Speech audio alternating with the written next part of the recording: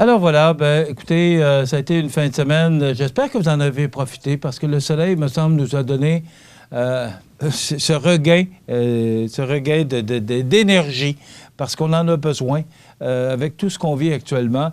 Et vous êtes probablement beaucoup collés sur l'actualité parce que c'est ce qui nous intéresse, à savoir tous les développements qui se passent en raison du coronavirus, ce virus-là qui chamboule toute la planète. C'est vraiment incroyable tout ce qui se passe actuellement.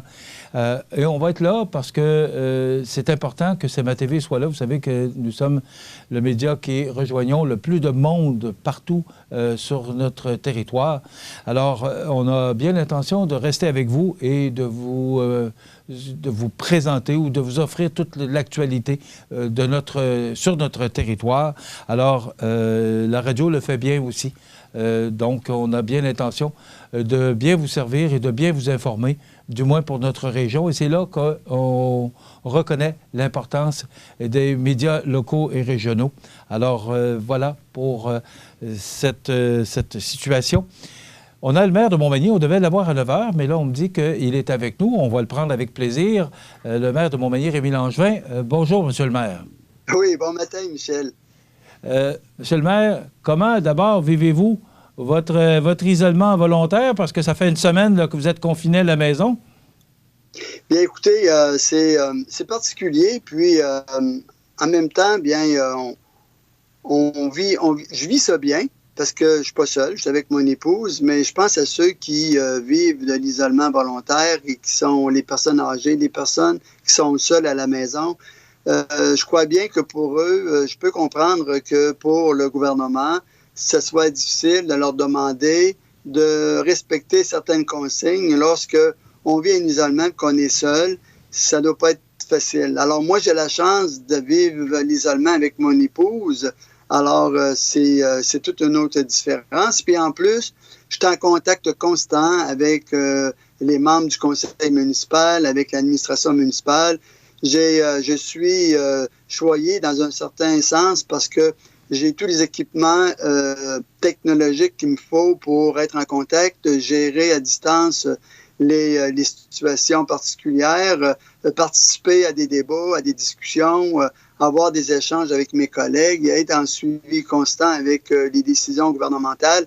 Avec vous ce matin, alors je suis choyé d'être isolé, mais parmi les gens, alors que pour d'autres, ça doit être plus difficile de vivre cette situation-là.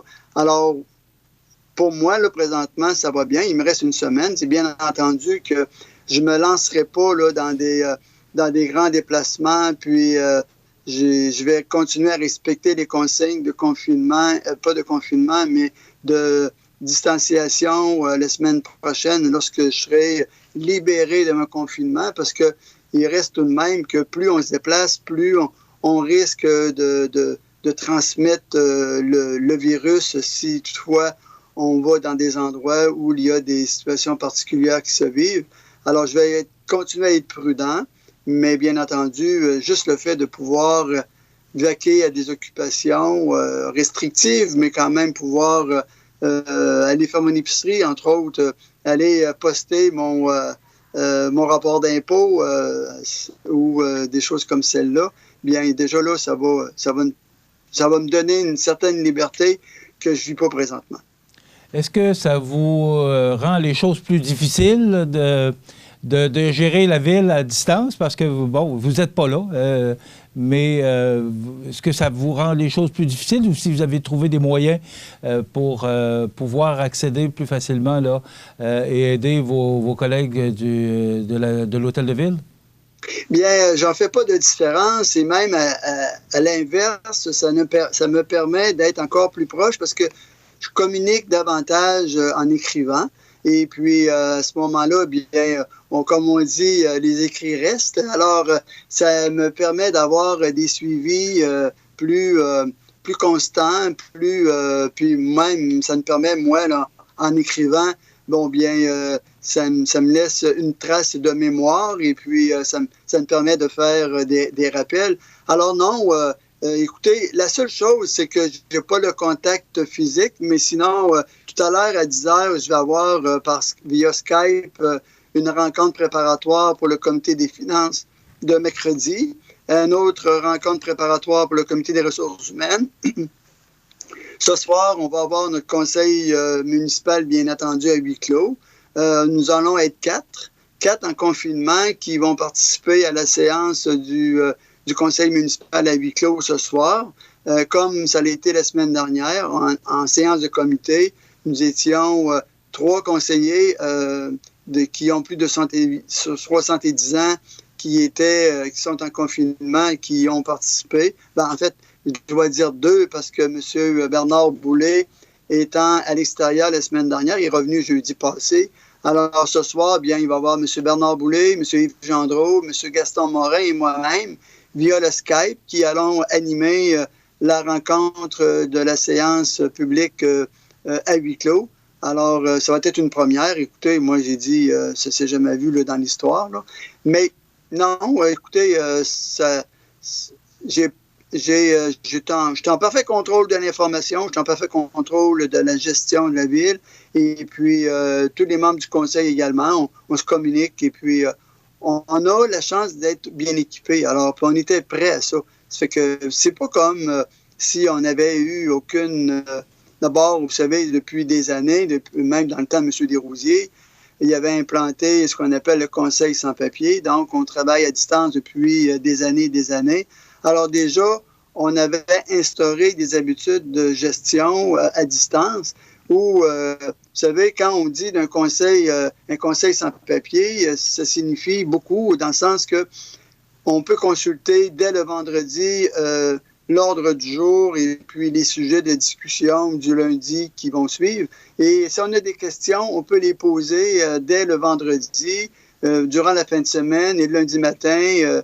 Les administrateurs pour qui la question est adressée peuvent nous répondre. Donc, lorsqu'on commence nos rencontres le lundi, on a déjà une bonne partie des réponses aux questions, ce qui rend le travail beaucoup plus efficace, les réponses beaucoup plus précises, et puis ça évite d'avoir des questions en suspens et puis de pouvoir procéder à des décisions plus rapidement.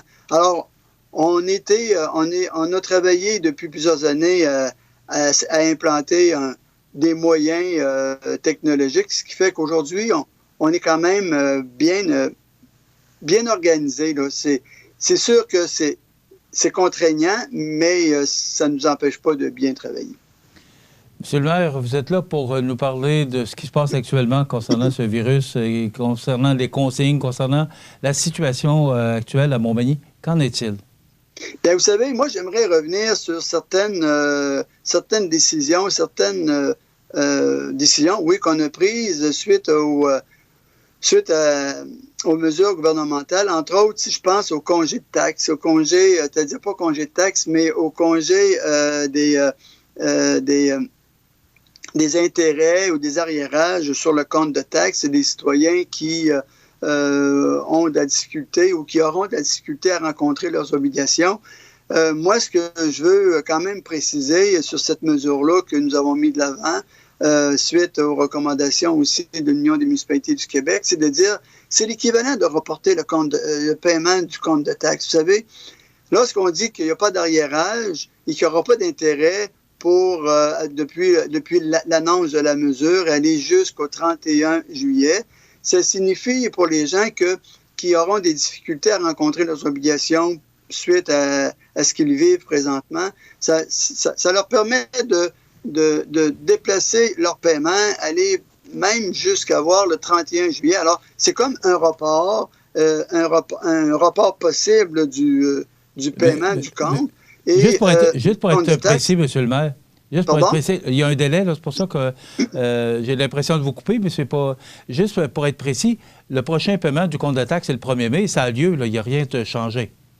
C'est sûr que pour les gens qui ont la capacité de rencontrer leurs obligations, on les invite de le faire parce que nous aussi, là, vous savez, on maintient nos services, on a besoin de revenus, mais pour ceux et celles qui vont avoir des difficultés à rencontrer cette obligation-là, pardon, bien, ils peuvent soit donner un montant minimum qui qui se sentent capables de donner sans avoir la préoccupation de payer davantage d'avoir des intérêts qui vont être chargés sur ce qui n'aura pas été payé ou des arriérages parce que on a enlevé ces pénalités-là pour dire aux citoyens, écoutez, si vous devez 400 $, supposons, pour le paiement du 1er mai, bien, si vous voulez l'étaler sur mai, juin, juillet, à ce moment-là, bien, si ça vous aide, faites-le. Si vous croyez que d'attendre jusqu'au 31 juillet pour faire votre paiement global, si ça vous arrange, bien, prenez cette disposition-là parce que vous n'aurez pas de pénalité. Alors, ça donne une certaine flexibilité aux citoyens de pouvoir rencontrer leurs obligations sans les mettre en situation financière difficile. Bon, et comment on fonctionne, M. le maire, si je ne peux pas faire mon paiement le 1er mai, comment ça fonctionne? Est-ce que je dois communiquer avec les gens de la ville, les gens des finances, ou comment ça marche? Non, pas du tout. En fait, les gens, écoutez, nous, là, on sait qu'il y a il y a un paiement qui est dû. Normalement, lorsqu'il y a un paiement qui est dû, qui n'est pas réalisé, bien, on applique des intérêts, etc., puis des arriérages éventuellement. Alors là, on va prendre pour acquis que le paiement va venir après le 1er et avant le 31 juillet.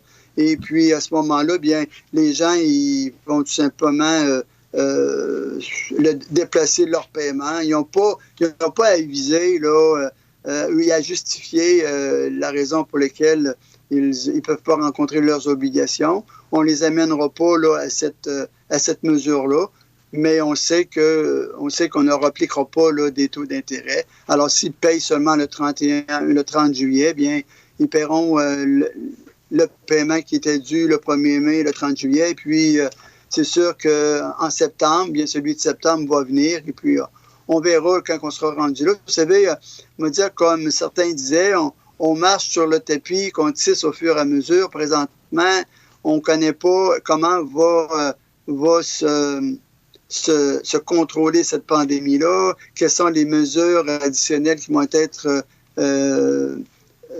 émises par le gouvernement. Donc, nous aussi, on s'ajuste. Vous savez, on est le 3e palier de gouvernement qui est le plus proche de la population et qui va vivre aussi là, certaines difficultés éventuellement parce que vous savez, quand nos citoyens vivent des difficultés, quand nos PME vivent des difficultés, bien, la municipalité nécessairement va probablement avoir à faire certaines adaptations, certains ajustements pour aider tout le monde, mais en même temps, nous aussi, on doit rencontrer des obligations minimum. Alors, c'est toutes les questions que cette semaine, on va se poser aussi face à la situation parce que il est certain que à titre de maire et aussi à titre de conseil municipal, ces questions-là vont se poser tantôt. Qu'est-ce qui arrive? Est-ce que les gouvernements supérieurs viennent en aide aux particuliers, viennent en aide aux PME? Nous, en bout de ligne, est-ce qu'on peut s'attendre à certaines mesures qui vont pouvoir nous permettre d'avoir un certain répit aussi ou qui va nous donner un second souffle? Parce que si on n'a pas de revenus, nous, si on ne peut pas payer nos fournisseurs de services pour rencontrer nos obligations minimales, bien, à quelque part, vous savez, on n'a pas le droit de faire des déficits. Alors, c'est toutes des questions là, que tout à l'heure, on va devoir échanger avec nos paliers de gouvernement supérieur pour analyser la situation, le cas échéant.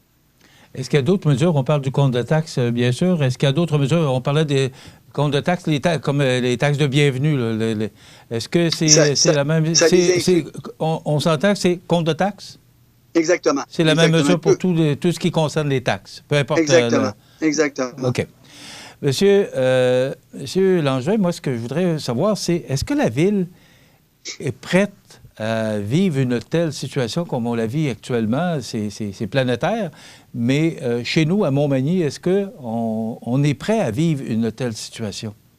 Si on parle de sécurité civile, si on parle de sécurité de la population, de devoir au bien-être de la population, je vous dirais oui. On a des mesures d'urgence, on a un plan de mesures d'urgence qui est révisé régulièrement et qui est aussi actif. On a, comme je disais la semaine dernière, déjà l'an passé, on avait fait une formation auprès des directeurs et des élus pour s'assurer que chacun, en situation d'urgence, joue son rôle correctement. Et puis éviter également là, que la population soit alertée inutilement sur certaines décisions qui sont prises par les paliers de nos gouvernements supérieurs. Alors, c'est bien entendu que ça, bien étant, on l'avait fait comme l'an passé, parce que je ne sais pas si on voyait à venir quelque chose de particulier, mais on voulait s'assurer que la sécurité des citoyens, pour nous, là, c'est une façon c'est une sécurité qu'on veut assurer aux gens. C'est plus qu'un objectif, hein, c'est une valeur.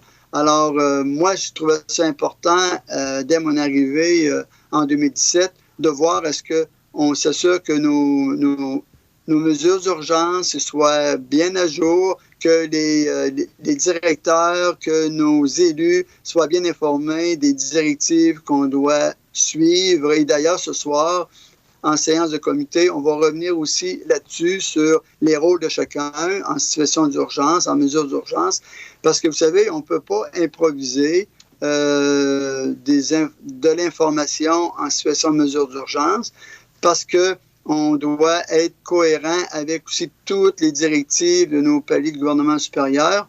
On est, nous, vous savez, la santé publique a leur responsabilité. Nos gouvernements supérieurs ont leur responsabilité. On est en mesure de constater qu'est-ce qu'ils font, puis nous aussi, comment on applique ces mesures-là.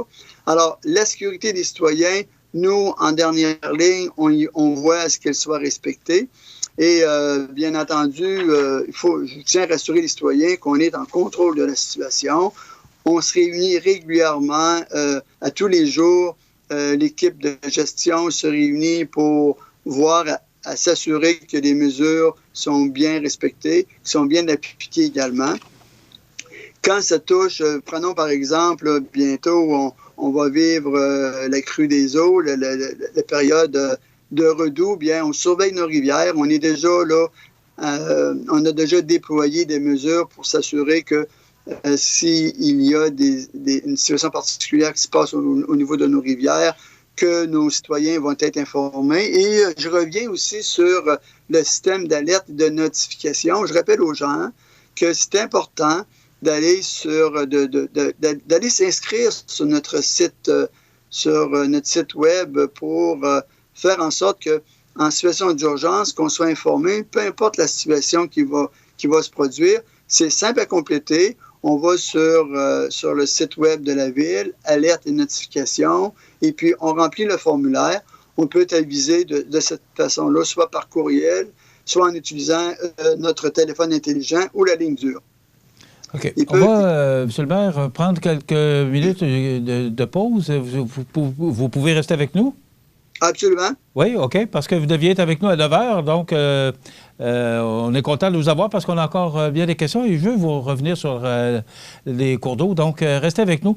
Dans quelques instants, le maire Langevin est avec nous pour la suite de notre émission. Je vous rappelle que notre invité ce matin, c'est le maire de Montmagny, M. Rémi Langevin. Alors, Monsieur le maire, la question que je me pose, c'est à savoir, bon, les congés, vous parlez d'intérêt de taxes, moi je vous reviens sur les... Étant donné qu'il pourrait rentrer moins d'argent dans les coffres de la Ville, vous parliez tout à l'heure que vous ne pouvez pas faire de déficit, mais ma question est, est-ce que la Ville est prête ou capable d'affronter des pertes d'argent importantes là, pour le temps de cette pandémie? Parce que financièrement, vous offrez des solutions et salutations aussi, parce que merci de le faire pour les gens qui en auront besoin, parce qu'il y a plusieurs personnes, même dans notre secteur, qui perdent leur emploi, qui vont sur le chômage. Alors, ça va, les prochaines semaines, voire les prochains mois, seront peut-être un peu plus difficiles, mais est-ce que financièrement, la Ville de Montmagny est capable et prête à affronter cette situation-là? Évidemment, écoutez, la question, elle est très pertinente. Hein? On est une ville de service. Hein? On doit assurer des services minimums. On ne connaît pas là, l'avenir, mais on sait que l'hiver n'est pas terminé. Je ne veux pas être pessimiste, mais il peut nous arriver encore des inconvénients là, au niveau de la température. On a nos rues à entretenir. Vous savez, on a eu un hiver difficile avec des redoux. Alors, bien entendu que on souhaite que les gens... D'abord, on souhaite que la situation ne perdure pas non plus. Mais nous aussi, on va devoir cogner à la porte de nos gouvernements éventuellement puis leur poser la question. Mais bien, on va regarder, et c'est ça un peu, là, comme je vous disais tout à l'heure cette semaine, ces questions-là, je vais les poser pour voir bien comment on peut anticiper nos revenus, comment on peut aussi anticiper certaines dépenses qu'on pourrait reporter.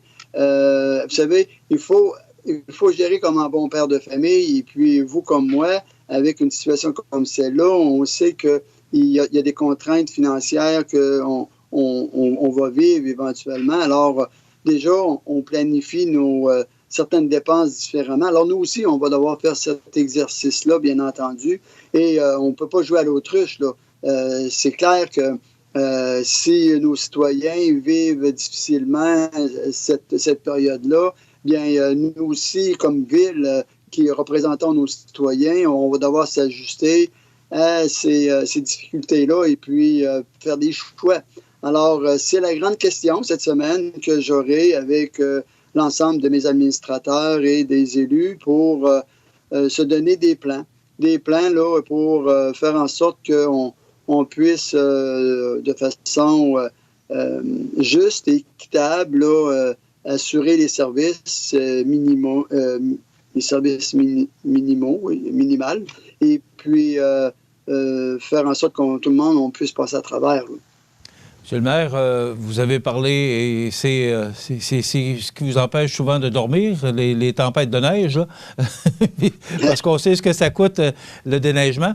Mais est-ce que vous pouvez confirmer aujourd'hui que les équipes de déneigement, vous avez parlé tout à l'heure des cours d'eau, parce qu'on a eu un communiqué de presse vendredi qui disait que les équipes étaient en place pour surveiller, parce qu'on surveille étroitement l'évolution des cours d'eau, parce qu'il y a tombé passablement de pluie vendredi.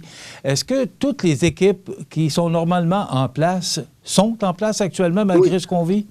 Oui, actuellement, oui. On n'a pas... Je posais la question vendredi dernier ou jeudi dernier au directeur des services incendies. Et puis, de ce côté-là, il n'y a aucun problème. Les équipes sont en place. On a aussi des points de repère qu'on s'est donnés avec les années pour surveiller nos cours d'eau. On a des façons de pouvoir anticiper avec un certain nombre d'heures à l'avance l'effet de Dame Nature sur notre région à partir de Saint-Raphaël. Donc, on s'est donné des moyens pour anticiper. C'est bien entendu que ça ne nous donne pas une semaine d'avis, là, mais on peut quand même, à l'intérieur d'une demi-journée, anticiper ce qui va arriver, puis informer les citoyens lorsque c'est nécessaire de devoir adopter certaines mesures particulières. Donc là-dessus, il n'y a pas d'inquiétude à avoir. Les gens, on voit leur sécurité, on voit à la protection de leurs biens, on voit à la protection des personnes, comme dans les années passées. Alors, les gens peuvent dormir tranquilles là-dessus. On est constamment en communication. Et je l'ai toujours dit, le coordonnateur des mesures d'urgence, M. Michaud et moi-même, nous sommes constamment là, avec nos moyens de communication et on s'informe à toute heure de la journée. Et puis là-dessus, les gens ils peuvent dormir tranquilles. On est là et puis on voit là, à leur sécurité comme dans le passé. Est-ce qu'il y a une interaction aussi, parce qu'on fait partie d'une MRC de 13 municipalités, est-ce qu'avec vos autres collègues maires des autres municipalités de la MRC, il y a des discussions? Est-ce que vous parlez entre vous concernant les mesures à prendre? Bien, présentement, lorsqu'on parle des mesures des services incendies, des services de sécurité civile, on est regroupé avec Cap-Saint-Ignace et avec l'île aux Grues. Alors, nous sommes 3 municipalités à avoir regroupé nos services pour avoir une force de frappe en commun. Si on parle des autres municipalités, bien, il y a des regroupements naturels à l'ouest, comme on prend Saint-Pierre, Saint-Vallier, Berthier, Saint-François. Eux, ils sont regroupés pour avoir une force de frappe. On prend comme dans le sud, dans le centre, on a Notre-Dame-du-Rosaire. Alors, c'est sûr que sur la MRC de Montmagny, il y a des territoires naturels, des regroupements naturels qui se font. Et puis, chaque municipalité ont leur plan de mesures d'urgence et de sécurité civile qui sont adaptés à leur situation. Donc, de ce côté-là, oui, on se parle parce que quand on se réunit au niveau de la MRC, au niveau des services incendie, de sécurité civile, on met en commun les informations, mais bien entendu, naturellement, on peut pas mettre toutes les municipalités de la MRC ensemble parce qu'on a vraiment là, des territoires bien différents et aussi des particularités. Hein. Nous aussi, c'est les rivières, c'est important. Dans le sud, dans le centre, c'est autre chose. Alors, on a chacune nos particularités aussi. Monsieur le maire, je vais vous demander, derrière un maire, il y a un humain. Vous êtes confiné à la maison pendant 2 semaines. C'est une situation qui ne s'est jamais présentée. On n'a jamais vu une telle situation. Une pandémie, c'est vraiment un événement unique. On vit ça comment, comme homme et comme mère aussi? Est-ce que ça vous empêche de dormir? Est-ce que vous dormez bien quand même? Parce que c'est quand même, pour tous les politiciens, peu importe, on voit M. Legault qui fait un travail colossal dans sa façon de gérer le Québec. Est-ce que, pour vous, vous sentez, vous avez les 2 mains sur le volant pour la ville de Montmagny, et vous vous sentez comment? Vous vivez ça comment, cette situation-là? Écoutez, d'abord, pardon. Chose est certaine, c'est que je dois me garder informé de tout ce qui se passe, de tout ce qui se décide au niveau de nos gouvernements.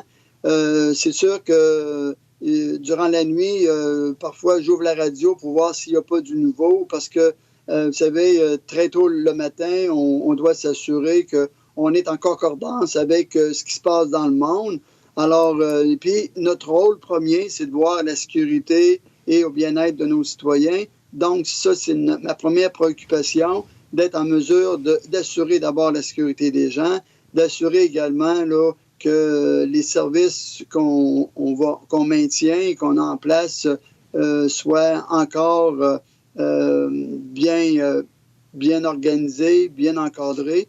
Voir également est-ce que l'appareil municipal puisse aussi assurer son rôle, parce que, vous savez, vous l'avez dit, au-delà des fonctions, il y a des humains. Alors, chacun vive intensément cette situation-là. Il faut s'assurer que les employés également là, soient en mesure là, d'avoir un rythme de travail qui leur permet de maintenir cette prestance de service-là. Écoutez, la première chose, moi, qui me vient à l'esprit quand vous me posez la question, c'est qu'il faut observer les consignes, il faut respecter les directives que la santé publique nous livre tous les jours à la télévision, parce que vous savez, c'est une période difficile, mais si on ne veut pas qu'elle soit étendue sur plusieurs semaines et voire plusieurs mois, bien, il faut s'assurer de bien contenir ce virus-là, puis faire en sorte que la courbe s'aplanisse le plus rapidement possible. Ça, c'est une première chose. Respecter les consignes, respecter aussi, c'est sûr que ma femme me disait encore ce matin, c'est difficile pour les personnes âgées. J'en ai parlé d'entrée de jeu tout à l'heure. Oui, c'est bien entendu.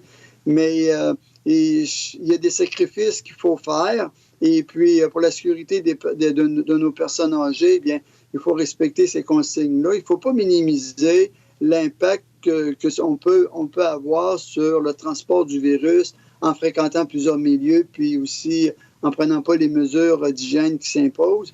Se laver les mains, bien entendu, c'est la mesure première numéro 1. Éviter d'avoir les mains un peu partout. Vous savez, on est un peu comme ça, à gesticuler et puis à se placer les mains un peu partout. Bien, on risque de se contaminer, de contaminer les autres. Donc, ça aussi, c'est des mesures qu'il faut... Alors, moi, ma préoccupation, c'est de m'assurer qu'on respecte les mesures, m'assurer que les employés et que les conseillers municipaux respectent les mesures et qui donnent l'exemple aussi à la population. Quand on dit consigne de confinement volontaire pour les 70 ans et plus, bien encore là, je rappelle à mes élus de respecter cette consigne-là le plus possible, de donner l'exemple. Si nous, on ne donne pas l'exemple, bien à ce moment-là, comment voulez-vous qu'on s'attende à ce que notre population respecte les consignes? Vous savez, on est quand même un modèle, alors il faut donner l'exemple. Vous savez, et en même temps, je veux aussi rappeler aux gens que si on veut être bien informé, puis être certain que les informations qui sont données sont justes, bien, visitez notre site régulièrement, quotidiennement, là, ce qu'on appelle le site Région de Montmagny. Là-dessus, on donne vraiment là, toutes les mesures de sécurité, toutes les consignes à respecter.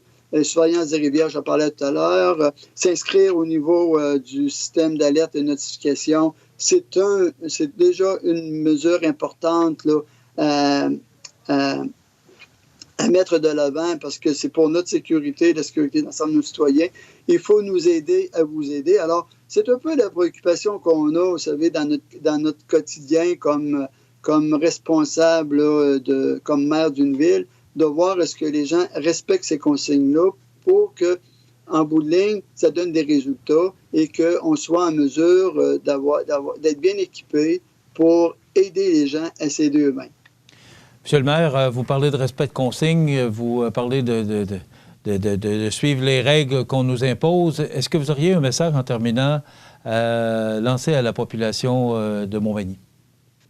Bien, essentiellement, c'est protégez-vous, protégez vos proches, respectez de façon religieuse les directives que le gouvernement, via la santé publique, vous demande de faire. Respectez également les consignes de distanciation. Soyez respectueux aussi de votre environnement.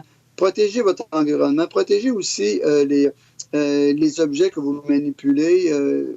Faites en sorte que touchez pas à tout là, pour tout contaminer. Lavez-vous les mains régulièrement. Et puis, je pense que ces mesures d'hygiène-là de base vont faire en sorte que ça va limiter la propagation du virus. Si vous avez des questions, si vous avez besoin d'être rassuré sur certaines questions concernant ce qui se passe dans votre ville, vous n'avez pas l'obligation de vous déplacer. Consultez le site web, appelez. Vous savez, la ligne téléphonique est toujours là si vous avez des questions. Vous pouvez aussi communiquer avec vos conseillers municipaux. Ils sont là pour vous représenter. Eux sont en mesure à ce moment-là de répondre à certaines questions ou à les diriger. Bien entendu, qu'en situation de mesure d'urgence, on demande aux élus municipaux d'en dire le moins possible, pas parce qu'on a des choses à cacher, mais s'il y a des directives de sécurité publique là, à donner, bien, ça se donne via le bureau de la mairie ou via aussi le coordonnateur des mesures d'urgence pour éviter de la confusion. Là-dessus, bien, on a quand même donné une consigne à l'ensemble du personnel. Bien, soyez quand même... donnez l'information qui est connue, mais anticipez pas des réponses sur des questions dont les réponses n'ont jamais été données pour éviter de donner de la confusion puis de créer des doutes dans l'esprit des gens. C'est bien entendu... c'est pas facile. Moi-même, je trouve ça restrictif de me limiter à certaines informations. J'imagine, quand on est habitué de bouger, c'est de rester à la maison pendant 2 semaines, c'est assez difficile. Oui, puis vous savez, moi, je suis un peu bavard. J'aime ça parler. Et puis, mais écoutez, c'est important. C'est important là, de respecter ces consignes-là, puis de donner l'information qui doit être donnée, puis de s'assurer que ce qui a été dit, bien, soit respecté. Vous savez, on a déjà pas mal d'ouvrages à faire. Alors, donnons-nous pas d'ouvrages supplémentaires en disant n'importe quoi ou en faisant n'importe quoi. Respectons les consignes de base que notre gouvernement Legault nous prescrit. Puis déjà là, on va faire un beau pas par en avant. Monsieur le maire, avec nos différentes plateformes, que ce soit les panneaux d'affichage, que ce soit notre réseau de télévision, Facebook, oui. CMA-TV, le média le plus regardé, le plus suivi, des chiffres à l'appui. Si vous avez besoin, nous sommes là à votre disposition. pour donner de l'information et surtout informer la population sur tout changement ou toute situation qui pourrait survenir au cours des prochains jours. Oui, ce soir, bien, c'est la séance publique non télévisée, c'est-à-dire c'est la séance publique à huis clos. Alors, elle va être diffusée sur notre site web, comme je le disais tout à l'heure. Ça va être en direct. Alors, c'est à 8 heures ce soir.